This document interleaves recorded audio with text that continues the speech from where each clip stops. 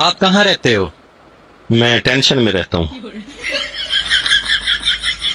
मेरा मतलब है आप कहाँ होते हो? मैं सदमे में होता हूँ। आप करते क्या हो? मैं लड़ाई करता हूँ। मेरा मतलब है आप काम क्या करते हो? मैं बेड़े का काम करता हूँ। बेड़े का क्या करते हो आप? मैं बेड़ा गर्क करता हूँ।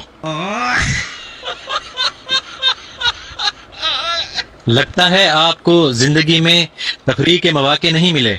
ऐसी बात नहीं है, मैं हर वक्त तफरी में रहता हूँ। अभी तो आप कह रहे थे कि आप टेंशन में रहते हो। हाँ, तो मैं हर वक्त अफरत तफरी में रहता हूँ ना।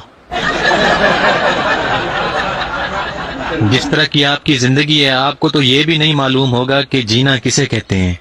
जीना मेरे पड़ोसी जुनेद को कहते हैं।